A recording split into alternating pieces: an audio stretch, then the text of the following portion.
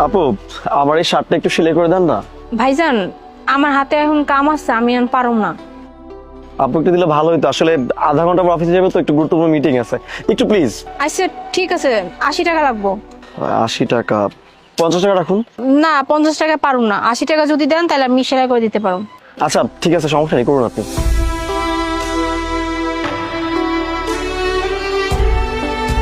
কিরে আমার শার্টটা হয়েছে রে? হ্যাঁ ভাইজান, হয়েছে। এই যে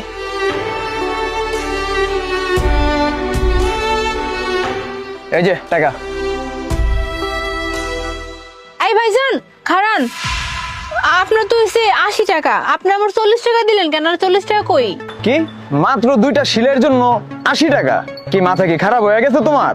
ভাইজান, আপনি যখন সেলাই করতে আসছেন আমি কিন্তু তখনই আপনার লাগে বনি বনা করে লইছি। আমি কিন্তু কইছি 80 টাকা লাগবে, আপনি কইছেন হ্যাঁ ঠিক আছে তুমি সেলাও আমি দিমু। আর আমি সেলাই দিলাম, এখন আমার 40 টাকা ধরা দিলে, এটা কেমন ধরনের কথা? যা দিছো ওইটা রাখো, আর নাহলে কিন্তু ওইটাও পাবা না। আইছে 80 টাকা নিতে।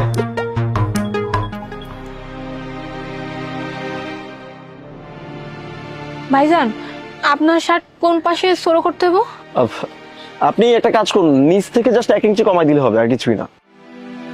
আচ্ছা ঠিক আছে, দিতেছি। কিরে, তুই যে এই জায়গায় দোকান বয়সোস, কাট করছোস? ভাইজান, ওই যে আপনি যে কার্ডের কথা কইলেন না, এই কার্ড কোথায় করে কেমনে করে আমি তো জানি না। আমি কেমনে কি করুম কোন?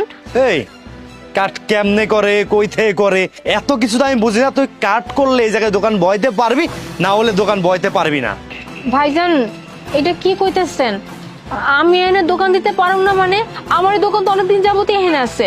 আমি একটা কোচিং চালাই, কোচিং চালায় 25,000 টাকা স্যালারি পাই, তারপরে আমার সোসাইটি ছাড় দেয় নাই। সোসাইটি আমার কাছ থেকে কাট করতে 25,000 টাকা নিচ্ছে, আর তুই ফ্রি ফ্রি দোকানদারি করবি, এইটা তো আমি ছাড় দেবো না।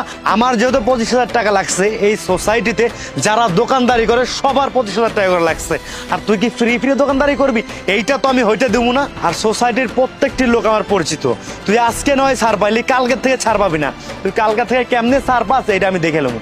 ভালোই ভালো যদি কাট করতে পারিস তাহলে এই জায়গায় দোকান নিয়ে বইতে পারবি, আর কাট না করতে পারলে দোকান নিয়ে বইতে পারবি না। আমি তোরে সাফ সাফ বলে গেলাম।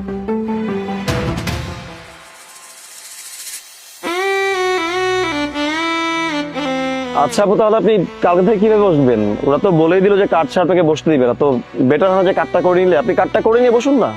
ভাইজান, আমি তো ওই যে কার্ড কেমনে বানায়, কোরআন থেকে বানায়, আমি এটির বিষয়ে কিছু জানি না।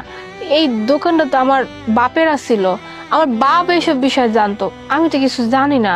এর লেগে তো আমি বুঝতেছি না আমি কি থেকে কি করুম। আচ্ছা, তো আপনার বাবা কোথায়? আপনার বাবার কাছ থেকে জিজ্ঞেস করিনি?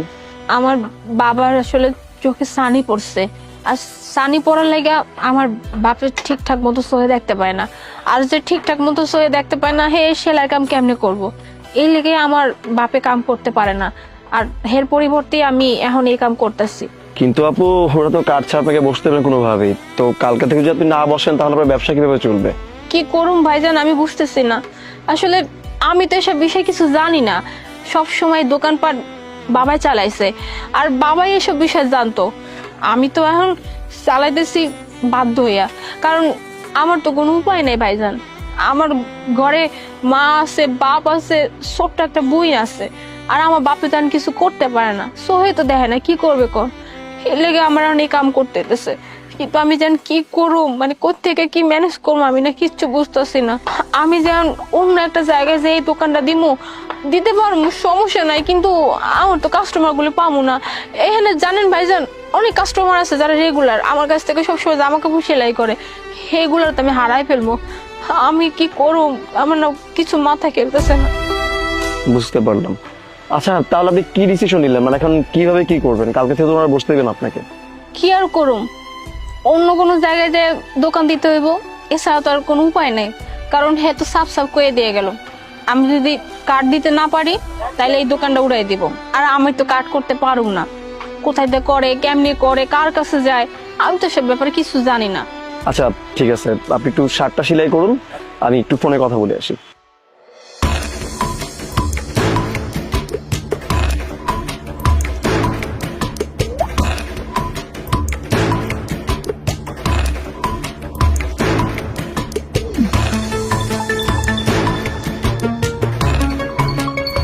ভাইজান হয়ে গেছে, এই যে আপনার শার্ট।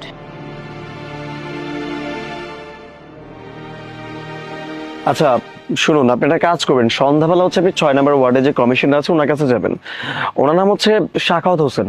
গিয়ে বললেই হবে যে আমাকে পাঠিয়েছে আপনার কাছে।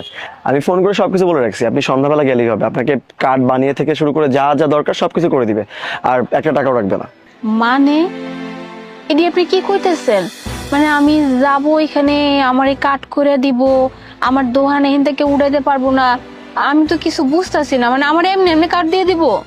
আপনার এত কিছু জানতে হবে না, আমি তো বললাম আপনাকে, আপনি জাস্ট যাবেন, গিয়ে আপনার কার্ডটা করে নিয়ে আসবেন। আপনি সত্যি সত্যি আমার কার্ডের ব্যবস্থা করে দিচ্ছেন? মানে আমি গেলি কার্ডটা পাইয়া যাবো? তাহলে তো এই দোকানটা আমার এখানটা কেউ উঠাতে পারবো না, এই দোকান তো এখানেই থাকবো।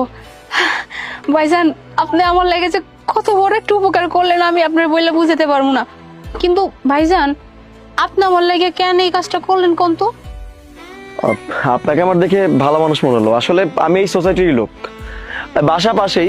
আমি জাস্ট ঘুরে ঘুরে দেখতেছিলাম যে ভ্রাম্যমান দোকান কোনগুলো বসছে, আর রাস্তাঘাটে কোন দোকানগুলো অবৈধ। আসলে আমাদের কাজ হচ্ছে অবৈধ যে স্থাপনাগুলো আছে, দোকানগুলো আছে, এগুলো উচ্ছেদ করা।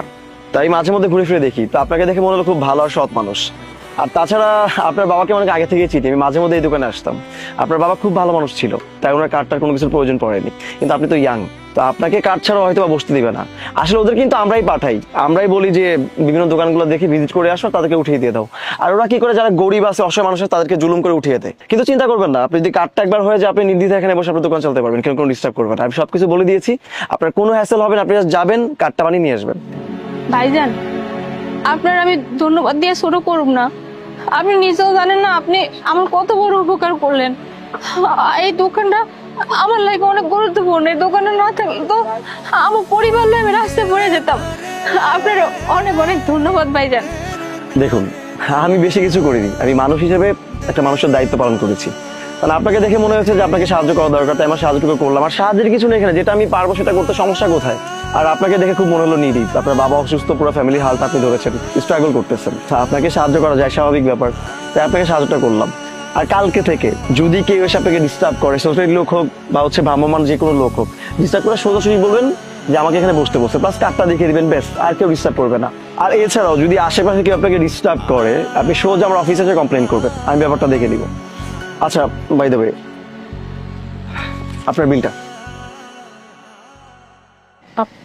ভাইজান আমার কাছে তো এত বড় নোট ভাঙতে হইব না, আর আপনার তো হচ্ছে 50 টাকা। আচ্ছা আপনি খারান, আমি ভাঙতি করে লই যেতেছি। আর সমস্যা নেই, ভাঙানো লাগবে না, আপনি 500 টাকা রেখে দিন। ওমা, এটা কি কইতেছেন? আপনার হচ্ছে 50 টাকা, আমি 500 টাকা কেমনে রাখি? আরে সমস্যা আপনি রাখুন, আমি তো প্রতিদিন আসবো যাবো, এখান দিয়ে প্রবলেম কোথায়? অন্য সময় হয়তো বা 20-30 টাকা কম রাখবেন। আর তাছাড়া এই যে আপনার কিছু কাস্টমার আসে যারা আপনাকে 20-30-40 টাকা করে কম দিয়ে যায়, আজকেও তো আমার সামনে দিয়ে গেল, হয়তো বা সেটা ফিল আপ হয়ে যাবে। রাখুন, আসি।